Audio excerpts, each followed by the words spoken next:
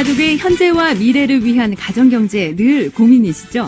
이 시간에 그 고민 모두 해결해 드리겠습니다. 지속가능한 가정경제연구소 이재문 팀장 연결하겠습니다. 안녕하세요. 네. 네, 안녕하세요. 네, 안녕하세요. 네, 반갑습니다. 자, 오늘은 어떤 이야기 들려주실 건가요? 네, 날씨가 갑자기 추워졌는데요.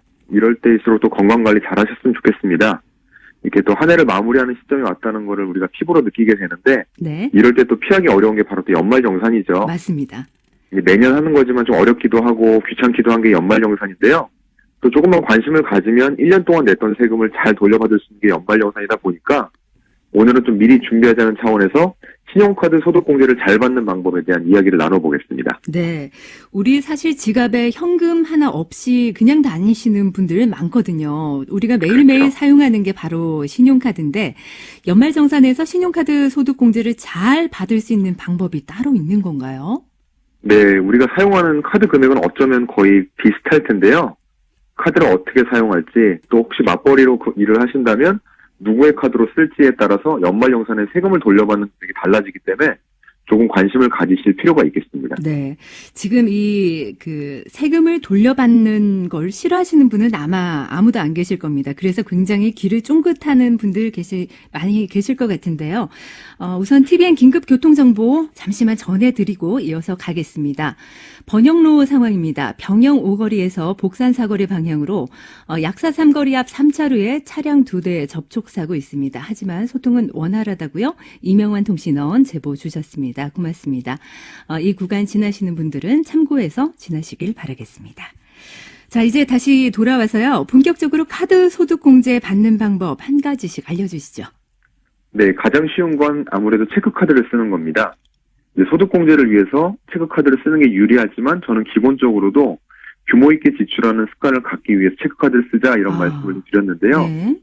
그렇지만 실제 신용카드에서 또 체크카드로 바꾸는 게 생각보다 쉬운 일은 아니더라고요. 맞아요. 체크카드는 그 안에 또 반드시 돈이 있어야 하고 내 그렇죠. 예상보다 더 큰 금액을 사용하게 될 때는 아무래도 신용카드가 좀 편하니까요.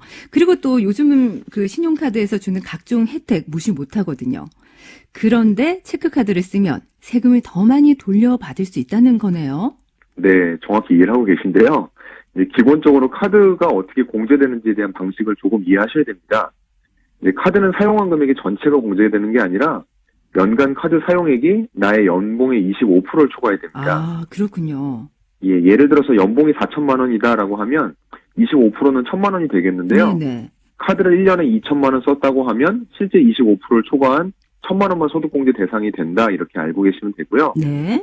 근데 이 1천만 원이 전체가 공제되는 건 아니고 이 중에서 신용카드의 경우는 15%, 체크카드는 30%가 적용됩니다. 그러니까 소득공제 금액이 1천만 원이라고 한다면 신용카드는 15%인 150만 원, 네. 체크카드는 30%인 300만 원이 될 텐데요. 실제 이게 연봉이 한 4천 정도 되는 분의 세율로 한번 적용을 해본다면 실제 세금을 돌려받는 금액은 각각 25만 원, 50만 원 정도가 됩니다. 네. 그래서 소득공제율이 2배가 되기 때문에 세금 면에서도 그만큼 체크카드를 많이 쓰시는 게 유리한 거죠. 네, 저도 사실은 그 신용카드를 많이 쓰는 편이거든요. 이 신용카드 혜택과 세금 공제 혜택을 비교해 보려면 실제로 계산해 보는 게 가장 좋을 듯한데 계산하는 게 쉽지는 않거든요. 조금 더 편리하게 계산해 볼 수 있는 곳이 있을까요? 네, 말씀하신 대로 막상 계산하려면 쉽지 않다는 느낌을 가지실 텐데요. 네. 이제 국세청의 홈택스라는 서비스를 이용하면 바로 계산해 볼 수가 있고요. 홈택스에 접속하셔서 연말정산 미리 보기 서비스를 사용하시면 됩니다. 네. 이제 특히 신용카드 관련해서는 올해 사용했던 금액이 자료가 이제 넘어오기 때문에 조회가 바로 가능하고요. 12월 달, 12월 달에 2달치 사용 예상 금액만 넣어보면 실제 내가 얼마나 받을 수 있을지를 계산할 수 있기 때문에 한 번씩 사용해 보시기를 권해드리고 네네. 있습니다. 예, 여기에 이제 카드 소득 공제를 더 받을 수 있는 팁을 한 가지 더 추가해서 말씀드리자면 신용카드 공제 금액은 한도가 300만 원입니다. 네. 그런데 여기에 지하철, 버스 등의 대중교통 이용 요금이랑 전통시장의 구입 물품을 카드로 결제하게 되면 각각 한도가 100만 원씩 늘어나기 때문에 총 500만 원까지 활용을 잘 하실 수 있는 거죠. 아, 이런 거 알아두면 정말 꿀팁일 것 같습니다. 보통 전통시장에서 현금 거래를 많이 하는데 카드 혜택이 있다고 하니까 이것도 또 한번 잘 활용하면 좋겠네요. 네네, 맞습니다. 결제 수단만 잘 선택해도 추가 공제를 받으실 수 있는 거니까 꼭 챙겨보시길 바라겠고요. 네. 다만 약간 조심하셔야 될 것은 대중교통의 기준인데요. 이제 KTX나 고속버스 같은 경우도 소득공제로 추가로 받을 수는 있는데 택시나 비행기 등은 또 추가 혜택에서 제외됩니다. 아, 그래서 이 점은 알고 계시면 좋을 것 같고 그 외에 이제 카드 사용 금액 중에서 새 차를 구입했다거나 네. 아파트 관리비, 공과금, 보험료, 고속도로 통행료, 또 해외에서 사용했던 금액이나 등록금, 수업료 등은 또 그 대상 금액에 포함이 되지 않다 보니까 이 점도 참고해 두셔야 될 것 같습니다. 예, 그렇군요. 그리고 이 맞벌이의 경우에 카드 사용 시 유의해야 할 사항이 있다고요? 네, 그렇습니다. 아까 말씀드린 것처럼 연봉이 25%를 넘어야 소득공제되는 금액이 나온다는 말씀을 드렸었는데요. 네네.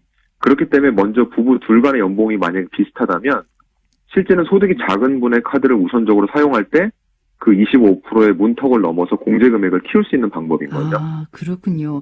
연봉이 비슷하다면 소득이 적은 분의 카드를 사용하는 게 유리하다. 이 말씀이네요. 맞습니다. 그런데 만약에 이제 연봉의 차이가 클 경우에 이럴 때는 어떻게 하면 좋을까요? 그 반대의 경우가 될 것 같은데요. 우리나라의 경우는 이제 소득이 높아지면은 세율이 높아지는 누진세 구조로 가져가고 있기 때문에 네. 동일한 공제 금액을 받는다 하더라도 세율이 높다 보니까 공제를 더 많이 받을 수 있습니다. 근데 통상 연봉 차이가 큰 맞벌이라고 한다면 이 소득 세율의 구간이 다르다 보니까 소득이 많은 배우자의 카드를 집중적으로 사용하는 게 소득 공제 면에서는 더 유리할 수 있겠습니다. 그렇군요. 이 신용카드를 잘 활용해서 소득 공제율을 높일 수 있는 방법 오늘 알아봤는데요. 가장 정확한 거 미리 계산을 해보는 거라고 하니까 국세청 홈택스의 연말정산 미리 보기 서비스도 한번 활용해 보시면 좋을 것 같습니다. 오늘 여기까지 듣겠습니다. 감사합니다. 네, 고맙습니다. 네, 지금까지 지속가능한 가정경제연구소 이재문 팀장과 함께